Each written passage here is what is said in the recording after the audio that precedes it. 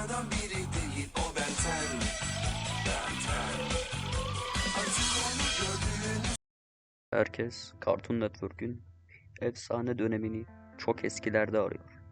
Ama yanılıyorlar. Biz kanalın belki de en yaratıcı, en cesur çağını bizzat yaşadık. Adventure Time'ın o derin hikayesi, sürekli dizinin o yetişkinlere göz kırpan mizahı, Gumball'un zekası. Bunlar sadece çizgi film değildi.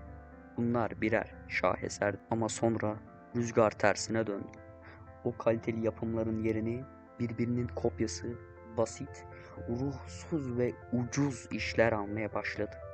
Zirveden dibe çakılmak dedikleri şey tam olarak buydu.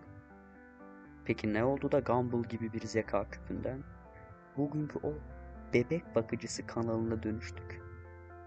Ben Enterprise. Bugün nostalji yapmıyoruz. Bir olayı çözüyoruz. Cartoon Network neden çöktü? Bölüm 1. Son altın çağ. Önce neyi kaybettiğimizi hatırlayalım. 2010'ların başında kanal büyük bir risk aldı. Mesela Adventure Time dışarıdan bakınca renkli bir köpek ve çocuk hikayesiydi. Ama içine girdiğinizde nükleer savaş sonrası bir dünya, yani mantar savaşı gerçeğiyle yüzleşiyordunuz. Buz Kralı'nın hikayesi, Simon Petrikov'un tacı giyip delirmesi ve küçük Marcelin'i korumaya çalışması. Bu bir çocuk kanalında yayınlanamayacak kadar ağır ve gerçek bir dramdı. You have to keep it together, Simon. For her. Simon, we promise. Dun da da da da dun dun. Making your way in the world today takes everything you've got. Taking a break from all your worries sure would help a lot. Wouldn't it be nice to get away?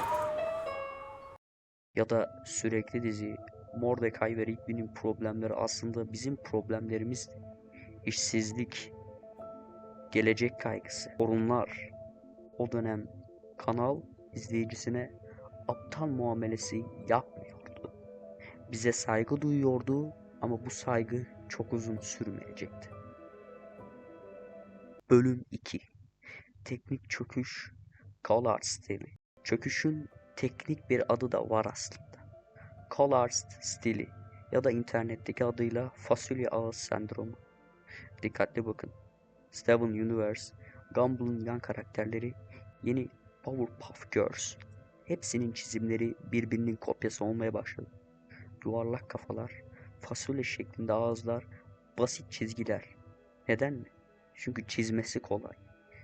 Çünkü animasyonu ucuz. Bunun en acı örneği Ben 10'dir. Sol tarafta Alien Force serisindeki o detaylı gölgelendirmelere, ciddiyete ve anatomiye bakın. Bir de sağ taraftaki şaklabanlığa.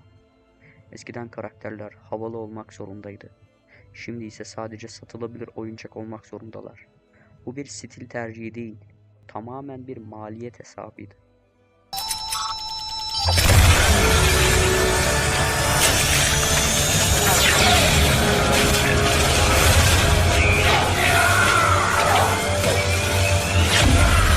Hadi ateş topu. Ateş topu. Bölüm 3. Teen Titans Go virüsü. Ve sonra başımıza Teen Titans Go belası sarıldı. Yanlış anlamayın, sorun sadece dizinin kötü olması değildi. Sorun kanalın bu diziyi bir virüs gibi yaymasıydı. Bir dönem kanalı açtığınızda günde 10 saat, evet şaka yapmıyorum, tam 10 saat sadece Teen Titans Go yayınlanıyordu.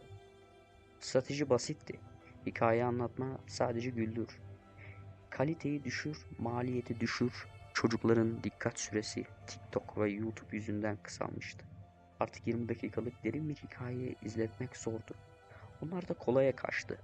TikTok kafasında hızlı, basit, yorucu olmayan içerikler üretmeye başladılar.